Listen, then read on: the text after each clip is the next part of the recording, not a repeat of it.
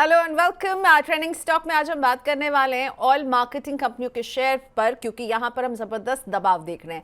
मैं हूं प्रियंका संभव। मनी 9 पर हम आपके लिए ट्रेंडिंग स्टॉक्स लेकर के आते हैं, लेकिन ट्रेंडिंग स्टॉक पर बात करें उससे पहले धनतेरस और दिवाली की शुभकामनाएं। तेल मार्केटिंग कंपनियों के नतीजों से बाजार को निराशा हाथ लगी और शार्प रिएक्शन। तीनों कंपनियों के मुनाफे पर भारी दबाव दिख रहा है उनके रिजल्ट में, इसीलिए आज तीनों ही शेयर जो है वो दबाव के साथ कारोबार कर रहे हैं। तो एक तो अर्निंग सीजन खराब रहा, दूसरा कच्चे तेल की कीमतों में लगातार जो गिरावट रही है इसने नतीजों पर इंपैक्ट डाला और इसीलिए कंपनियों के मुनाफे पर 99% तक की गिरावट रही है। तो तीन कंपनी आईओसी, एचपीसीएल और बीपीसीएल, इनके रिजल्ट्स अब आपको एक एक करके बताते हैं कैसे रहे हैं और आप देखिएगा किस तरह से प्रेशर बना है। सो सबसे पहले बात करते हैं आईओसी की। तो आईओसी की अगर मुनाफे की बात करें तो 180 करोड़ रहा है और ये कमी जो है ऑलमोस्ट 99% की कमी है। एचपीसीएल 143 करोड़ का मुनाफा इसने कमाया है, लेकिन इसमें भी 97% से ज़्यादा की कमी है। बीपीसीएल 2297 करोड़ के मुनाफे पर 72% की मुनाफे में कमी कंपनी को देखनी पड़ रही है और ये दबाव जो है इनके स्टॉक पर भी असर डालता हुआ। अब बात करते हैं कि ये Q2 में जो इनके नतीजे आए हैं तो प्रेशर किस किस तरह से बना है इन पर। अगस्त और सितंबर में ये एक सीजनल इन्फ्लुएंस रहता है ये कि फ्यूल डिमांड जो है वो वहाँ पे भारी गिरावट रहती है मॉनसून की वजह से और उसका इम्पैक्ट नज़र आता है क्योंकि इनके प्रोडक्ट को यूज़ करने वाले कम होते हैं। तो फ्यूल डिमांड में भारी गिरावट से असर पड़ा। सितंबर में अगर बात करें तो फ्यूल डिमांड 2 साल के अपने निचले स्तर पर पहुंच गई थी।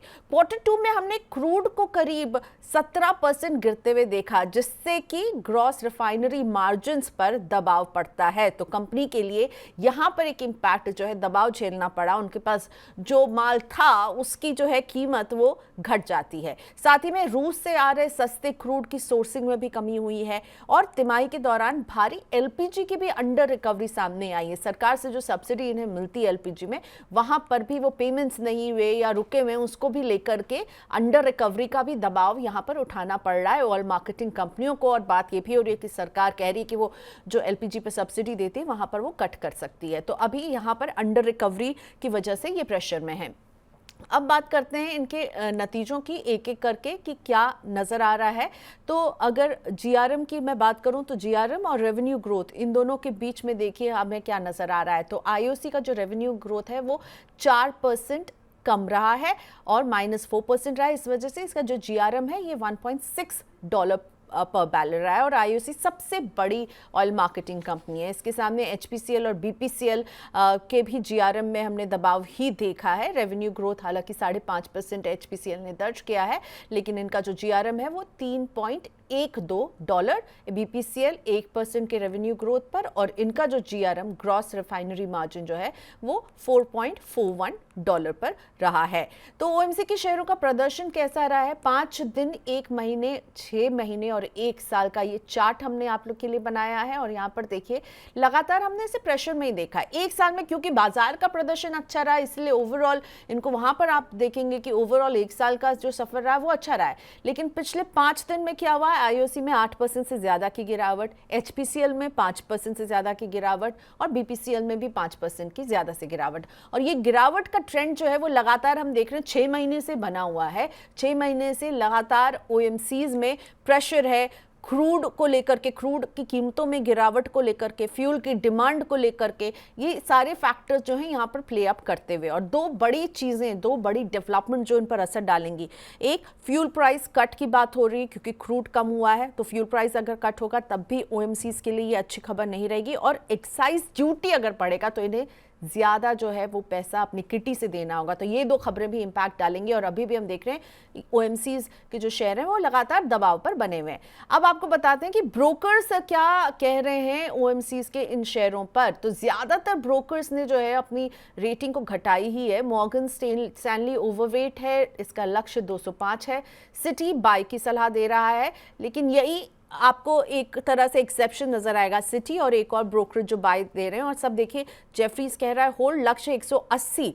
नुवामा कह रहा है रिड्यूस, लक्ष्य 135, और सिर्फ जो 200 से ऊपर के लक्ष्य देने में मॉर्गन स्टैनली और सिटी का ही नाम नजर आ रहा है। CLSA अंडर परफॉर्म की रेटिंग दे रहा है और 120 का लक्ष्य इन्होंने दिया है। यहाँ IOC पर ये ब्रोकर्स की राय आपको बता रहे थे। अब बढ़ते हैं HPCL और BPCL। तो पहले BPCL पर देखते हैं। नोमुरा कह रहा है बाय, 368 का लक्ष्य इन्होंने पहले दिया था, इसे अब 380 पर ले गई है नोमुरा, और यहाँ पर बाय की रेटिंग BPCL पर नोमुरा की तरफ से आती हुई, और HPCL पर 3 ब्रोकरेज जो हैं वो बाय की आपको एक अंडर परफॉर्मेंस कह रहा है और UBS और नोमुरा बाय कह रहे हैं।